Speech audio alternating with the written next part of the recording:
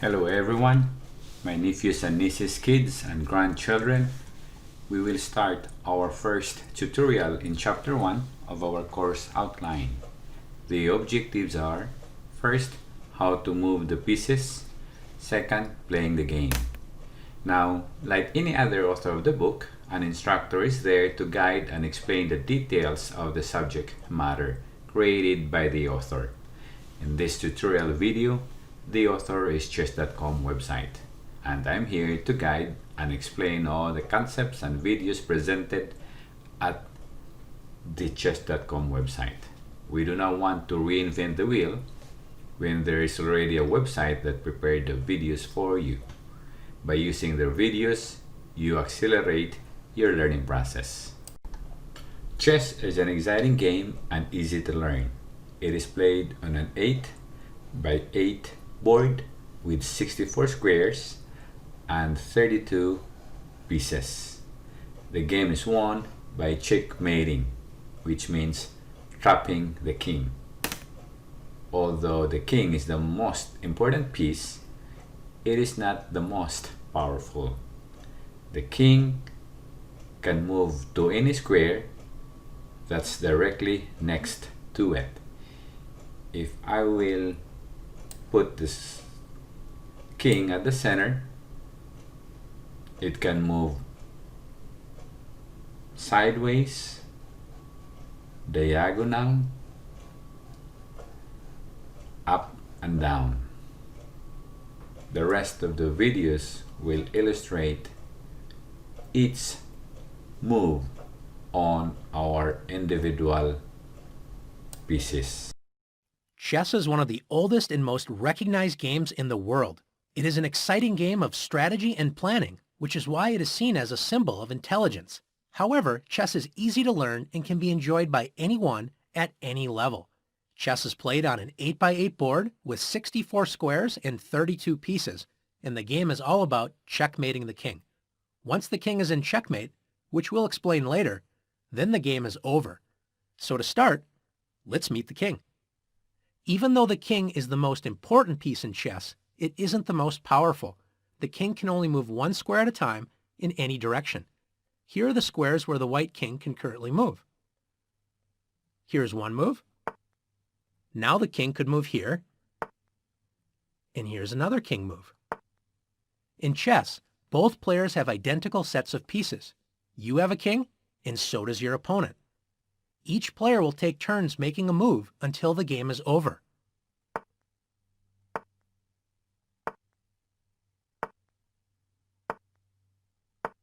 Now that you've learned how the king moves, it's your turn to practice moving the king. The king might be the most important piece in chess, but the queen is by far the most powerful. Like the king, the queen can move in any direction, forward, backward, to the sides, as well as diagonally. Unlike the king, the queen can move as far as she wants in any direction. The one thing the queen can't do is jump over other pieces. Let's look at some queen moves. In this position, the queen could go all the way up the diagonal. She could slide all the way across the board. She could now move all the way down here. Or she could make some shorter moves, like here, here, and here's another queen move. Earlier, we mentioned that the queen cannot jump over other pieces. In this position, let's say the queen wants to get to this square. Notice that the king is currently in the way of the queen. So the queen would have to move to another square first, and only then, on the next turn, could the queen move here. Now that you've learned how the queen moves, it's your turn to practice moving the queen. After the queen, the rook is the second most powerful piece. It can move up, down, and to the sides as far as it wants, but the rook can only move in straight lines. Like the other pieces we've looked at so far, the rook also can't jump over any other piece. Let's take a look at some rook moves. In this position, the rook could move straight up. It could slide to the corner. It could move all the way down the board. Now it could swing to the other side, or it could make some shorter moves, like here and here. Now that you've learned how the rook moves, it's your turn to practice moving the rook. The bishop is one of the most interesting pieces in chess because it can move as far as it wants, but only on diagonals. The bishop, just like the other pieces that we've met so far, cannot jump over other pieces. This means that the bishop has to stay on the same colored square it starts the game on for the entire game. In chess, you get two bishops. This bishop is called the light squared bishop because it can only travel on the light squares. Meet the other bishop that you have in the game, the dark squared bishop. It moves exactly like the light squared bishop, but only on the dark squared diagonals. Now that you've met both bishops, let's take a look at how they move. With just one move, the dark squared bishop can enter the longest dark squared diagonal on the board. Let's do the same with the light squared bishop. Now, notice no matter how many bishop moves we make, the bishops never cross paths. They never block each other. And the reason why is because they're on opposite colored squares, so they never interfere with each other. They make a good team. Now that you've learned how the bishops move, it's your turn to practice moving the bishops.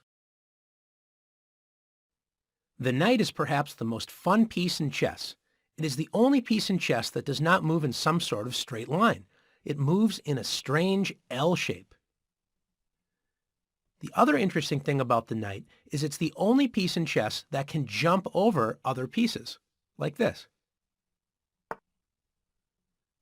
It takes a little practice to understand exactly how the knight moves. It goes 2 squares in one direction and then 1 square to the side, like this. Highlighted are all the possible squares the knight can move to on the next turn. Notice it always moves in the same pattern. 2 to the side and over 1, like this. Or like this, up 2 and over 1, or down 2 and over 1. And notice that the knight moves from a light square to a dark square, and then on the next turn it moves from a dark square to a light square. The knight always switches colors with each turn it makes. Now that you've learned how the knight moves, it's your turn to practice moving this fun and tricky piece. The pawn sounds like it is the humblest of chess pieces, but it is really one of the most powerful. When working together, pawns are the soul of chess. Pawns have a few strange rules, so make sure to pay attention. Pawns can only move straight forward, and they can only move 1 square at a time. However, if it is their first move of the game, they can choose to move 2 squares forward if there is nobody blocking them, as pawns cannot jump over other pieces. Remember, the pawn can choose to advance 1 or 2 squares only on the first move. On all other moves, the pawn advances 1 square. Pawns are also the only piece in chess that cannot move backwards. One other thing that makes them strange is that while they cannot move straight forward, pawns can only capture diagonally, and they can only capture 1 square away diagonally even if it is their first turn. We will explain capturing in one of the next lessons. Let's see some pawn moves.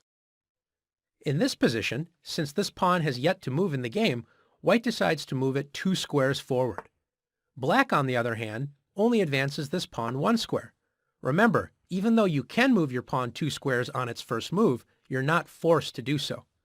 White now advances the pawn forward, and now both pawns are blocked and cannot move. In this position, how many white pawns can move? If you said 1, you're correct. Notice that this pawn is blocked by the black pawn directly in front of it. Remember, pawns cannot move backwards. White now has the option to move this pawn up 1 square. Notice this pawn cannot move 2 squares forward because the black pawn blocks it. Now it's your turn to practice using the pawns. Remember, your pawns are the only pieces that cannot move backwards. So what happens when they reach the other side of the board? They get a promotion. You must trade your pawn for another piece. It can be a knight, a bishop, a rook, or the powerful queen. It cannot stay a pawn, and it cannot become a king. Also, it does not have to be one of the pieces already captured in the game. Every pawn has the potential to be promoted into a queen. You could trade it for another queen and have 2 queens on the board, which is incredibly powerful. Now, let's practice promoting some pawns. Now that you know how the chess pieces move, it's time to set up the game. Before you put the pieces on, make sure you turn the chessboard so that there's a light square in the bottom right corner. You can remember this as white on the right. The easiest way to start placing the pieces is to place all of the pawns on the second rank for each side. In chess, rank is the word for row. Let's put all of the white pawns on one side of the board and all of the black pawns on the other side. Now let's put the rooks out in the corners. Let's follow that up by putting the knights next to the rooks. We'll soon learn that the knights are placed on the B and G files. In chess, file is the word for column. To continue, let's put the bishops next to the knights. And now we're left with the king and the queen. Does it matter where they go? Yes, it does. The queen always goes on the matching square. The white queen goes on the light square, and the black queen goes on the dark square. Notice they should be lined up together. Finally, put the kings on the last empty squares. Now you're ready to play. In chess, each side takes only one turn at a time, and by tradition, white always moves first. Now that the board is set up, it's your turn to practice making moves for both sides.